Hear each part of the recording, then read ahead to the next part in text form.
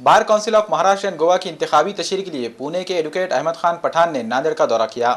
पुणे से ताल्लुक़ रखने वाले एडवोकेट अहमद खान पठान अपनी इंतखाबी तशरीह के ज़िमन में नांदेड़ पहुंचे। इस ज़िमन में देगलू नाके के सफ़ा फंक्शन हॉल में एक जलसा मुनक़्क़िद किया गया। इस जलसे में मुस्लिम एडवोकेट फोरम नांदेड़ के advocate Mumtaz Ali Qadri, advocate Sheikh Ziauddin, advocate Mohammad Shahid, advocate Sheikh Shakeel और एडवोकेट अयूब जागीरदार शामिल थे। नांदेड़ में तकरीबन 250 मुस्लिम वोटर्स हैं जो बार काउंसिल के इस इलेक्शन में काफ़ी अहमियत के हामिल हैं। अपने खिताब में उम्मीदवार एडवोकेट एस काजी ने बहैसियत क़ानूनदान अपनी खिदमात और नुमाया कारनामों पर रोशनी डाली। इन्होंने नांदेड़ के वकला से अपील की कि उनको अपनी पहली पसंद का वोट देकर कामयाब करें। अपनी कामयाबी पर वकला बरादरी की फलाह व बहबूद के लिए काविशें करने के साथ साथ वक्फ जायदादों के तहफ़्फ़ुज़ के लिए जिद्दोजहद करने का इन्होंने वायदा किया। वाज़ेह है कि एडवोकेट अहमद खान पठान इससे कबल 2 मरतबा बार काउंसिल के लिए मुंतखब हो चुके हैं। एडवोकेट पठान एक साफ सुथरी शबी और बेबाक शख्सियत के मालिक हैं। एडवोकेट मोहम्मद शाहिद के इज़हार तशक्कुर पर जलसा इख्तिताम को पहुँचा। Bar council of Maharashtra and Goa की इलेक्शन के सिलसिले में आज आपके शहर नांदेड़ में मैं आपके सामने मुखातिब हूँ।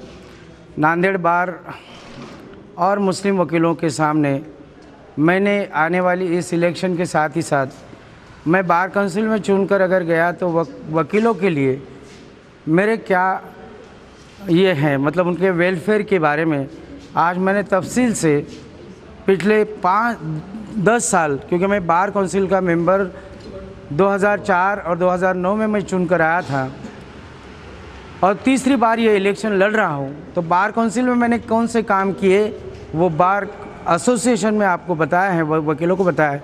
और मुस्लिम भाइयों वकीलों को जो मैं आज इसलिए बता रहा था कि यहाँ बार काउंसिल में चुन कर आने वाला मुस्लिम वकील ये वक्फ बोर्ड का मेंबर भी बनता है, कि वक्फ एक्ट में उसकी प्रोविज़न है।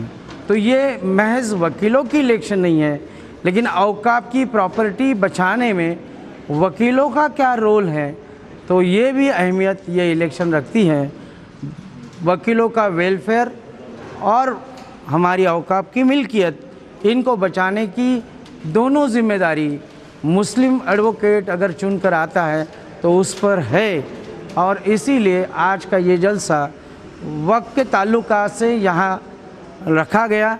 मैं अपने दोस्त मुमताज़ अली कादरी साहब का इसके लिए काफ़ी शुक्रिया अदा करता हूँ कि जिन्होंने आज यहाँ इन सब के सामने इस इलेक्शन का ताल्लुक़ औकाफ की प्रॉपर्टी से कैसे है ये आपके सामने रखने की मुझे उन्होंने इजाज़त दी।